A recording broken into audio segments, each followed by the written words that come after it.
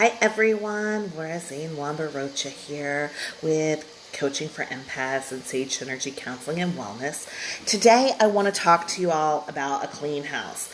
Now, let me tell you right from the get-go, I am not a super neat freak. I am very B personality for most things, and my house is very seldom spotless. I would go with probably never spotless. I have 4 dogs. I'm up to 4. I just did a rescue. Have 4 dogs, 1 cat, 1 teenager, 1 preteen. The house is usually a mess. Plus, there's a lot of ADD and energy in my home.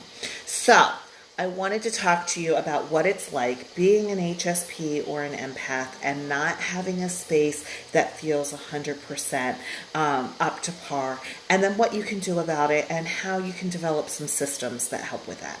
So my experience being an HSP without a clean house has been that the clutter, specifically for me, clutter, overwhelms me. So there's 2 things that overwhelm me as an HSP and an empath. The first one is clutter. Drives me bonkers, have a hard time dealing with it, don't want to look at things that are just kind of sitting there. The piles drive me crazy. The visual clutter drives me nuts. The second thing that drives me crazy is smells. Now, having 4 dogs in my house, the smells can just set me off. So I've had to work on developing the system, and it's been an ongoing process, especially with kids. So I wanted to kind of share a little bit about the newest process that I've been doing, how it's been working out, and offer an opportunity for all of you to share in the comments about what you do to help keep your house clean. So first off, as you guys know, I use essential oils. That helps with the smell. And I'm very sensitive to smells. I cannot just do like certain lavenders, if it's the artificial lavender set. Facebook's having a little bit of a hard time, so we'll see how this goes.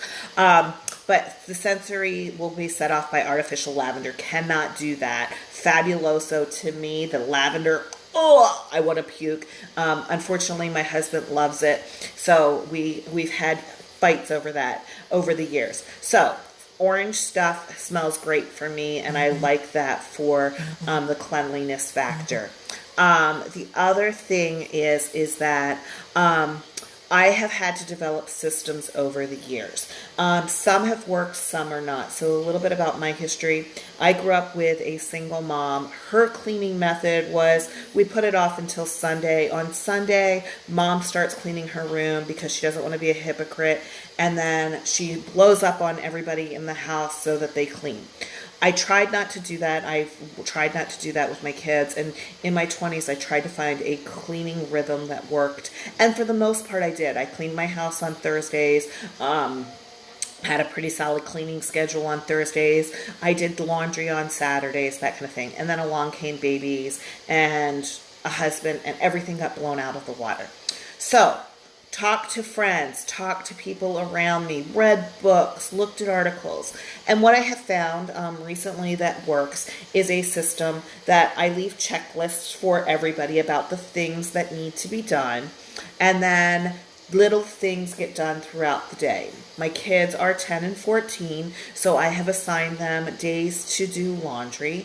And they have, the older one has a Monday day, the younger one has Tuesday, and then makeup day for laundry is on Fridays.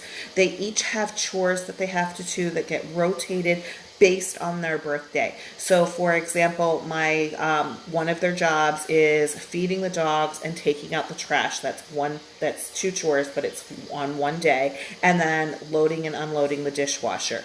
One of my sons has an odd birthday. One of them has an even birthday. One is the 18th and one is the 3rd.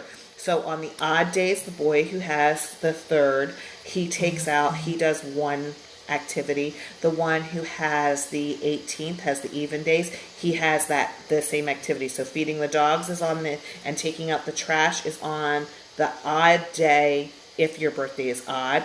Feeding the dogs and taking out the trash is on the even day if it is for the one that his birthday is even. So they rotate them back and forth. It's been a really smooth way for the kids to know which chores are they're able to do when. And then because we've started homeschooling, I wanted some time management for them. So they've been now getting assigned chores that they need to do. And it's a list of things that to help me maintain. Part of my system came from a couple different places. I recently read the book Fair Play, which is about couples managing the maintenance. Speaking of dogs, my big one's coming through.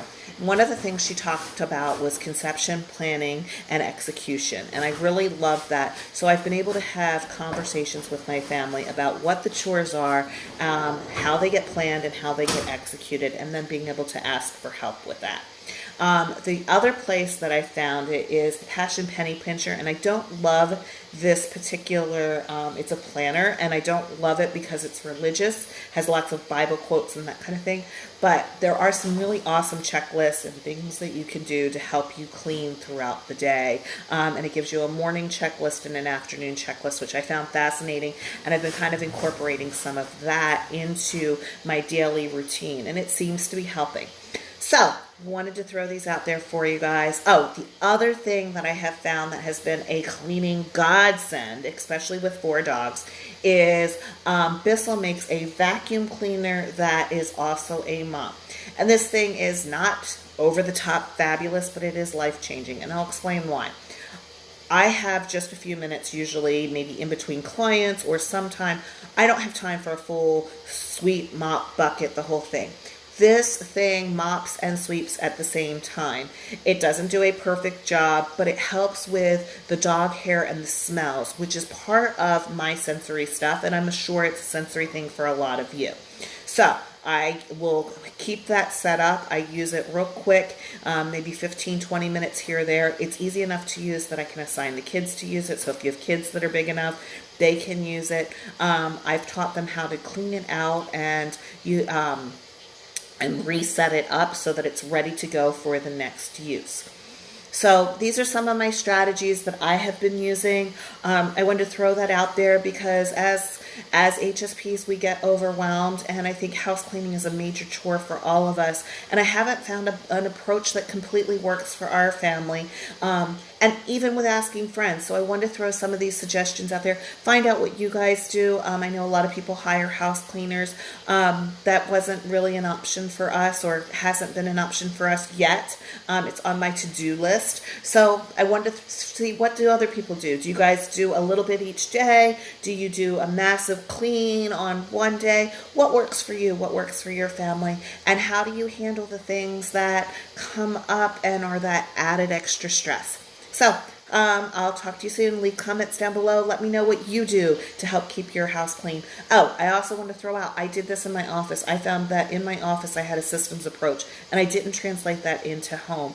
So once I translated it into home and got my other family members involved, it was so much easier. So let me know what you do. Drop it in the comments. I'd love to hear from you. I'll talk to you soon. Bye.